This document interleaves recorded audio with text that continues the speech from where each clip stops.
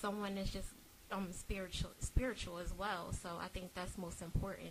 But if you find someone that's not equally yoked, you're not going to continue focusing on God. You're going to start doing things in the world. A mature Christian, I would say to her that she needs to know and realize that a man in her life right now will give her, of course, a temporary satisfaction. He will fill her for that moment in more of a fleshly way. And that the devil always wants us to get those temporary fixes, that we get that high from that initial relationship, feeling needed, feeling wanted, and feeling whole, and we keep chasing that high, and more than likely we don't ever get back to that same feeling once when we first got with this person. And from then, more than likely, there's going to be some turmoil. So I would tell her that if she was a mature Christian, to focus on the everlasting, the fulfillment of God that will make her completely whole, where she won't depend on a man for any of those things. So when she doesn't get it, she don't feel lost. She doesn't feel desperate. She doesn't feel like she's going to do whatever it takes to stay into that relationship. She don't take everything he dishes out, feeling like it's without him, I won't be whole again. I won't feel what I need to feel, but she's just really chasing something that she's not going to get because this person can't give it to her, no matter how good he is. Mm-hmm. But if we're talking to a new babe in the Christian walk or someone who doesn't know God, I would just advise her, for one, to pray about it. And some people don't know how to pray, so that's easier said than done. I would tell her, to focus on herself. But when I say do a self-assessment, it's not really a thing where you're looking at what do I really need in my life, the work, the school. I would tell her, to really think about what it is he's looking for, and really think about, is it really going to come from a man, a relationship? Because some of the times what we're looking for isn't going to even really come from a relationship anyway. I will also advise her to look into the Bible and what it says about relationships, and just to know, if you are trying to get your Christian walk stronger, that when you do introduce a relationship, it makes it more labored, because then your focus will shift and change. Just as Corinthians 1:7, chapter 7, it tells you that, it is best for you to marry and to find someone to be with, but at the same time, it makes you take your mind off God and building the kingdom. So I would tell her also to build the kingdom first, meaning build her Christian walk, and all else falls into place. It really will, but it's hard to tell somebody that and make them really feel it or see it, so it depends on who I'm talking to, who the audience is. And I would say, too, that there is just something about Jesus Christ. There really, really is.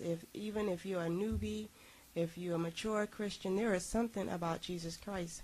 And if you really seek him, and if you really search his word, and if you really, really have a desire to know more and more about Christ and to get closer to him, whether it's through praying, getting somebody else to pray with you, whether it's having somebody who can mentor you and just speak to you from a godly level, that if you get to know Christ, Christ begins to work a good work in your life. And nothing can take away from that, and you'll be able to discern the lies. And that one big lie is that a man can fulfill you. No man can fulfill you, and it's not about a man fulfilling you anyway.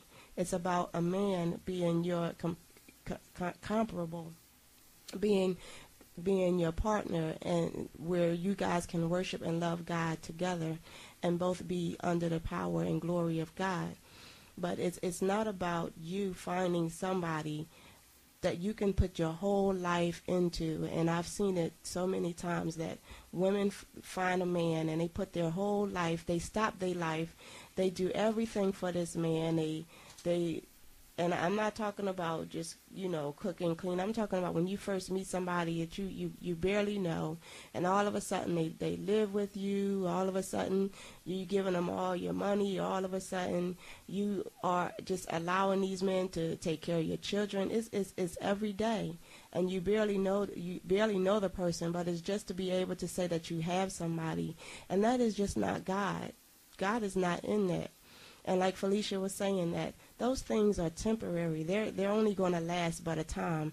And that's why so many women end up hurt, because they ask for the temporary. They want the temporary, but they just don't like when the temporary is over.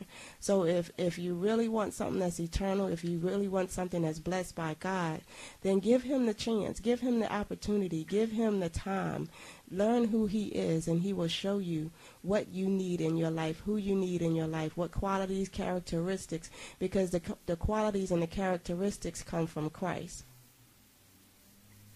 can just add to that, the scripture says that, we were in the book of Psalms that we were fearfully and wonderfully made, and that we in Him we are complete in Him. So when we came on the scene, we lacked nothing.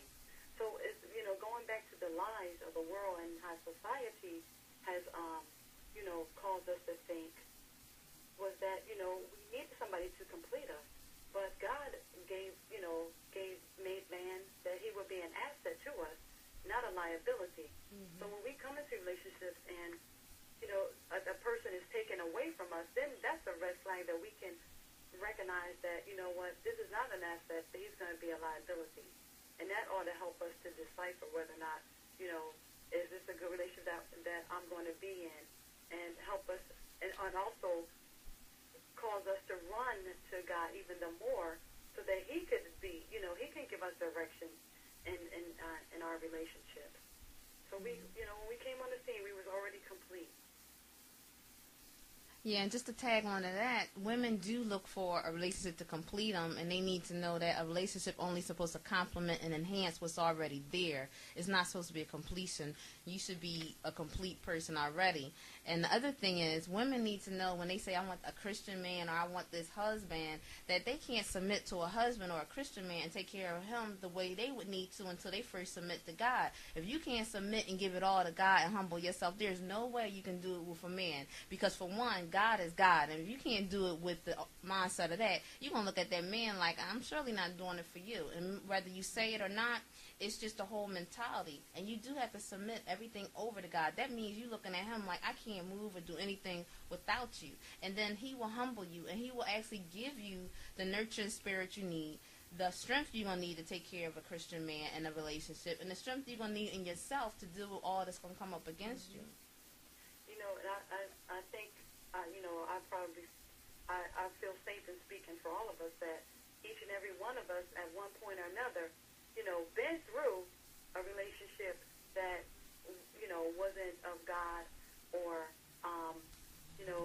it just wasn't, it didn't add anything to our relationship. Mm-hmm. And that, we've been there, done that, where, it just wasn't pleasing to God. We've been hurt before. We've been, through stuff that we're able to, give our advice, give, also through the Word and also through our experience, letting the listeners know that, it's not easy, but God was able to deliver us from every circumstances that we have had, that we have encountered in relationships.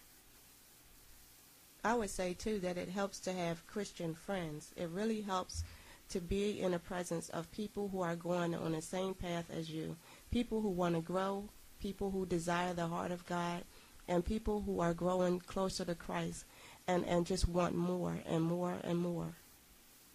And I guess we can't really say what God thinks, but I would dare to say that God sits there and say, I can't give you that man or that relationship because you'll totally forget about me. I'm already second and third. I'll be fifth, sixth, and on down the totem pole. So I know He's waiting for us to basically get ourselves together as far as our relationship with Him. Then He can start working on us, and then we won't do anything that would sabotage or make our relationship negative. Because a lot of times when we sit there and say, send us this type of man, we're not that type of woman. So how can we ask for what we're not? So we do really, really got to work on ourselves. And that assessment can't just be a personality, attitude. It got to be junk that wasn't dealt with in your prior relationship, junk that you're trying to bring into this next one, a total cleansing, a praying off and a divorcing of all them other relationships, and just to have a vision, that discerning and spirit that will show you, all right, this man may or may not be the man for me, but let's see how we are in the spirit. And that's so important, I think, as well, to pray together, the fellowship together with this prospective person, and just to see, where his head is at, and also yours. Do he support you as a Christian woman? Is he trying to lift you up? Do he make reference to what you should be doing on a godly act, as well as what you should be doing as far as for yourself, without it necessarily being a browbeating of the Bible? And some women, like I said, they're not submissive and open to